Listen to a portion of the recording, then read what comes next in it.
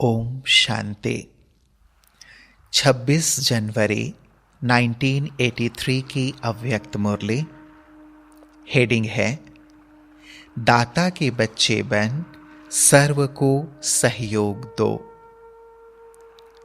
सर्व को सहयोग देने के निमित्त बनाने वाले सदा दाता शिव बाबा अपने सेवाधारी बच्चों के प्रति बोले, आज बाप दादा अपने सेवाधारी साथियों से मिलने आए हैं। जैसे बाप दादा ऊंचे ते ऊंचे स्थान पर स्थित हो, बेहद की सेवा अर्थ निमित्त हैं, ऐसे ही आप सभी भी ऊंचे ते ऊंचे साकार स्थान पर स्थित हो, बेहद की सेवा प्रति निमित्त हो। जिस स्थान की तरफ अनेक आत्माओं की नजर है, जैसे बाप के यथार्थ स्थान को न जानते हुए भी फिर भी सबकी नजर ऊंचे तरफ जाती है, ऐसे ही साकार में सर्व आत्माओं की नजर इस महान स्थान पर ही जा रही है और जाएगी। कहां पर है? अभी इसी खोज में है। समझते हैं कि कोई श्रेष्ठ ठिकाना मिले, लेकिन यही वह स्थान है। इसकी पहचान के लिए चारों ओर परिचय देने की सेवा सभी कर रहे हैं। यह बेहद का विशेष कार्य ही इसी सेवा को प्रसिद्ध करेगा कि मिलना है व पाना है तो यहां से। यही अपना श्रेष्ठ ठिकाना है। विश्व के इसी श्रेष्ठ कोने से ही सदा काल का जियदान मिलता है। इस बेहद के कार्य द्वारा यह एडवर्टाइज विशाल रूप में होनी है।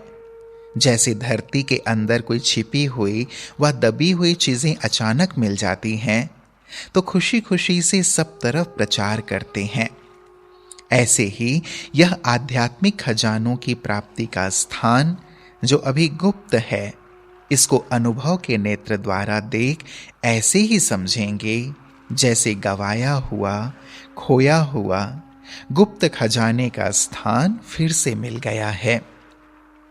धीरे धीरे सबके मन से, मुख से यही बोल निकलेंगे कि ऐसे कोने में इतना श्रेष्ठ प्राप्ति का स्थान, इसको तो खूब प्रसिद्ध करो। तो विचित्र भाव, विचित्र लीला और विचित्र स्थान यही देख देख हर्षित होंगे। वंडरफुल बात है, वंडरफुल कार्य है, यही सबके मुख से सुनते रहेंगे। ऐसे सदा काल की अनुभूति कराने के लिए क्या क्या तैयारियां की हैं? हॉल तो तैयार कर रहे हैं, हॉल के साथ चाल भी ठीक है। हॉल के साथ चाल भी देखेंगे ना, तो हाल और चाल दोनों ही विशाल और बेहद है ना। जैसे मजदूरों से लेकर बड़े बड़े इंजीनियर्स दोनों के सहयोग और संगठन से हॉल के सुंदर रूपरेखा तैयार हुई है। अगर मजदूर ना होते तो इंजीनियर भी क्या करते? वे कागज पर प्लान बना सकते हैं, लेकिन प्रैक्टिकल स्वरूप तो बिना मजदूरों के हो नहीं सकता। तो जैसे स्थूल सहयोग के आधार पर सर्व की अंगुली लगने से हॉल तैयार हो गया है, वैसे हॉल के साथ वंडरफुल चाल दिखाने के लिए ऐसा विशेष स्वरूप प्रत्यक्ष रूप में दिखाओ। सिर्फ बुद्धि में संकल्प किया यह नहीं, लेकिन जैसे इंजीनियर के बुद्धि की मदद और मजदूरों के कर्म की मदद से कार्य संपन्न हुआ, इसी रीति मन के श्रेष्ठ संकल्प साथ साथ हर कर्म द्वारा ही दिखाई देता है। तो ऐसे चलने और करने को संकल्प, वाणी, हाथ व पांव द्वारा संगठित रूप में विचित्र स्वरूप में दिखाने का दृढ़ संकल्प किया है। ऐसी चाल का नक्शा तैयार किया है। सिर्फ 3000 की सभा नहीं, लेकिन 3000 में सदा त्रिमूर्ति दिखाई दे। यह सब ब्रह्मा के समान कर्म योगी, विष्णु के समान प्रेम और शक्ति से पालना करने वाले, शंकर के समान तपस्वी वायुमंडल बनाने वाले हैं। ऐसा अनुभव हर एक द्वारा हो।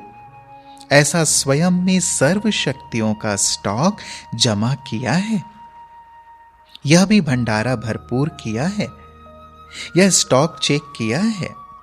वह सभी ऐसे बिजी हो गए हो जो चेक करने की फुर्सत ही नहीं। सेवा की अविनाशी सफलता के लिए स्वयं के किस विशेष परिवर्तन की आहुति डालेंगे, ऐसा अपने आप से प्लान बनाया है? सबसे बड़ी ते बड़ी देन है दाता के बच्चे बन सर्व को सहयोग देना। बिगड़े हुए कार्य को, बिगड़े हुए संस्कारों को, बिगड़े हुए मूड को शुभ भावना से ठीक करने में सदा सर्व के सहयोगी बनना, यह है बड़े ते बड़ी विशेष देन। इसने यह कहा, यह किया, यह देखते सुनते समझते हुए भी अपनी सहयोग के स्टॉक द्वारा परिवर्तन कर देना। जैसे कोई खाली स्थान होता है तो ऑलराउंड सेवाधारी समय प्रमाण जगह भर देते हैं। ऐसे अगर किसी भी द्वारा कोई शक्ति की कमी अनुभव भी हो तो अपने सहयोग से जगह भर दो, जिससे दूसरे की कमी का भी अन्य कोई को अनुभव ना हो। इसको कहा जाता है दाता के बच्चे बन समय प्रमाण उसे सहयोग की देन देना। यह नहीं सोचना है इसने यह किया, ऐसा किया, लेकिन क्या होना चाहिए वह करते रहो। कोई की कमी ना देखना, लेकिन आगे बढ़ते रहना। अच्छे ते अच्छा क्या हो सकता है वह भी सिर्फ सोचना नहीं है, लेकिन करना है। इसको ही विचित्र चाल का प्रत्यक्ष स्वरूप कहा जाएगा। सदा अच्छे ते अच्छा हो रहा है और सदा अच्छे ते अच्छा करते रहना है। इसी समर्थ संकल्प को साथ रखना। सिर्फ वर्णन नहीं करना, लेकिन निवारण करते नव निर्माण के कर्तव्य की सफलता को प्रत्यक्ष रूप में देखते और दिखाते रहना। ऐसी तैयारी भी हो रही है ना? क्योंकि सभी की जिम्मेवारी होते हुए भी विशेष मधुबन निवासियों की जिम्मेवारी है। डबल जिम्मेवारी ली है ना?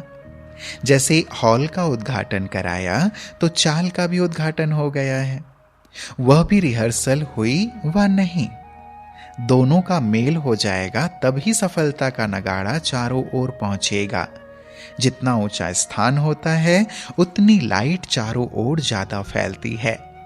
यह तो सबसे ऊंचा स्थान है, तो यहां से निकला हुआ आवाज चारों ओर तक पहुंचे, उसके लिए लाइट माइट हाउस बनना है।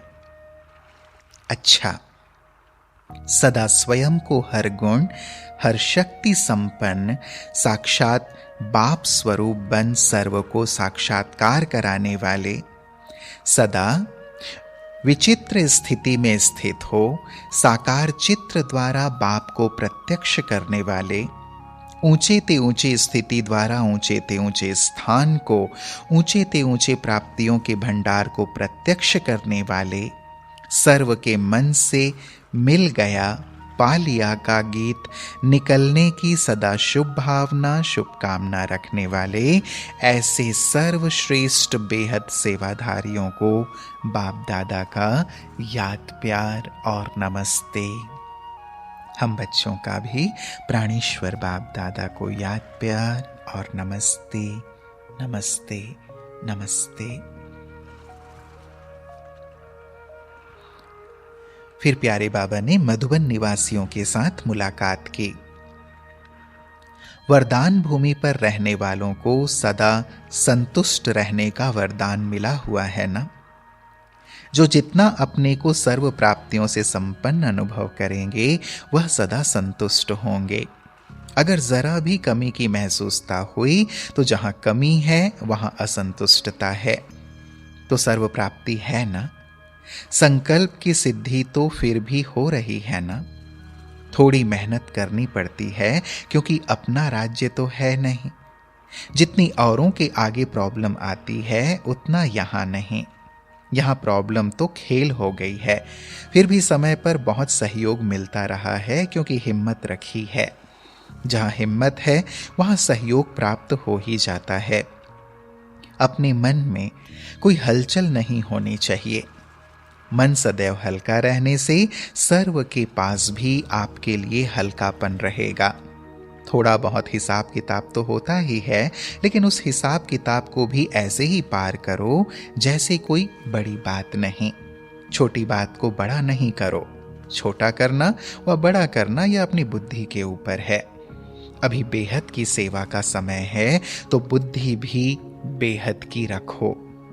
वातावरण शक्तिशाली बनाना है, यह हर एक आत्मा स्वयं को जिम्मेवार समझे। जबकि एक दो के स्वभाव संस्कार से टक्कर नहीं खा सकते। जैसे किसको पता है कि यहाँ खड्डा है व पहाड़ है, तो जानने वाला कब टकराएगा नहीं, किनारा कर लेगा। तो स्वयं को सदा सेफ रखना है। जब एक टक्कर नहीं खाएगा तो दूसरा स्वयं ही बच जाएगा। किनारा करो अर्थात अपने को सेफ रखो और वायुमंडल को सेफ रखो। काम से किनारा नहीं करना है, अपनी सेफ्टी की शक्ति से दूसरे को भी सेफ करना, यह है किनारा करना। ऐसी शक्ति तो आ गई है ना। साकार रूप में फॉलो करने के हिसाब से सबको मधुबन ही दिखाई देता है, क्योंकि ऊंचा स्थान है।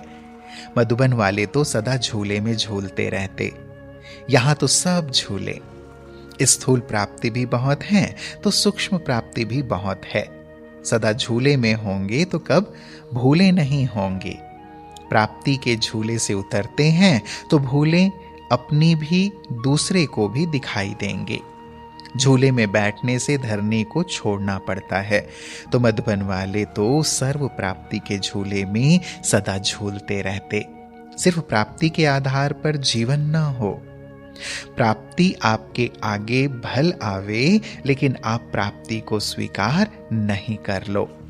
अगर इच्छा रखी तो सर्व प्राप्ति होते भी कभी महसूस होगी।